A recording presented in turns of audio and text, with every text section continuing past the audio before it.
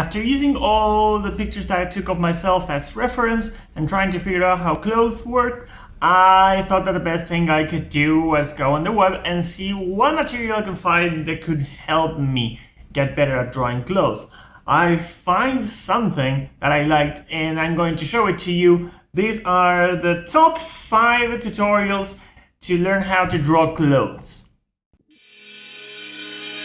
So the first one that I thought that I shared with you is one that is actually by a Japanese person, I think. It's called Enoch Amudha. It was translated by Joel D on his Tumblr account. This is about how to draw clothes. It goes especially onto suits.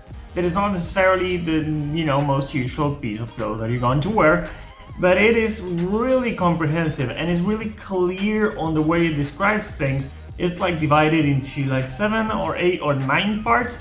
I'm going to be posting a link to all of them that are going to be on my Pinterest. If you want to see all the links that I'm going to be talking about right now, just click on the link below.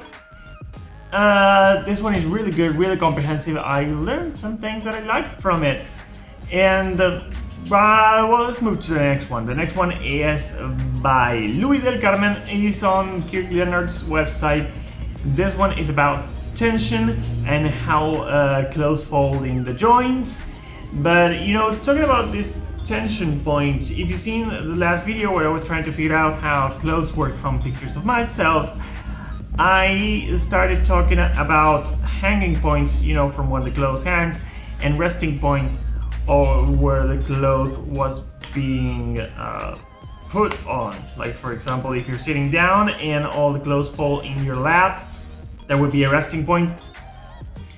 Several of the tutorials that I found today are going to be about, not talk about the resting point, the hanging point, but they're going to talk about tension points, which is kind of the same except when there's going to be some stretching. For example, if you're wearing a shirt that is all tucked in and you raise your arms, there's going to be tension between those 2 points, the points where your clothes is tucked in, and then the point, up here when you're raising your arms.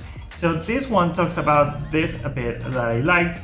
Then, I wanted to move on, find something about fabrics. There is here a tutorial about fabrics by their Sketchy. It is like super short, but I learned a few things and it is pretty useful. And it basically talks about how, when clothes are a bit soft and light, like this one, the creases and the curves tend to be like really thin and really light. And if you're wearing something like denim, it's going to be not so much as curved and soft, but it's going to be more angular and thick. Well, it's pretty good.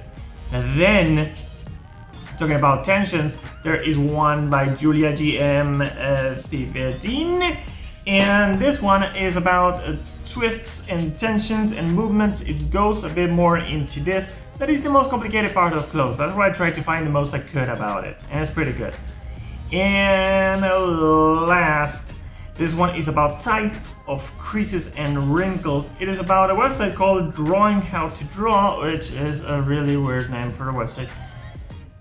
But it shows some examples of the type of creases. Now, it is pretty useful, but I find a little bit of a difference from this because, when you're talking about tension points, sometimes some of these tutorials are going to be talking about tension points like if it's hanging from one place or 2 places, or if it's twisted, or if it's twisted like this, or if it's folded, and those type of tensions that you have in clothes. And I think that is so related to the type of cloth, and that is so related to the type of movement that you're doing with the clothes, that I don't know if classifying actually applies when there are some type of creases and tensions and torsions that you're not going to be able to use in certain fabrics and certain clothes, and there are certain that you're going to be able to use in other fabrics and other clothes. I mean, a curtain is not going to hang the same way as a dress does. So, with thinking about this, I think that I might find a different way how to describe this in a logical way that kinda... I'm trying to find out how to say this clearly, but the thing is that I don't want to classify stuff because the same basic rules apply to all of these type of creases and tensions and whatnot. So there has to be something else that defines which one you're going to use. I think that it is the type of fabric and the thickness of the fabric and the cut of the fabric, of course, but I don't think that classifying them in types is something that is really useful. So, well, now what I need to do is start drawing. So that's going to be it for today. All the links are going to be in the link below. Remember to see that. Remember to see the last video that I did, which, you know, it's long, but it's pretty useful.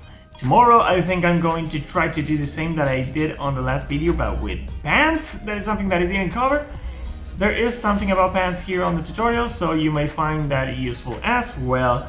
My name is Javi and I can draw. That's it for today. Thank you so much for watching, and I'll see you on the next video. Bye!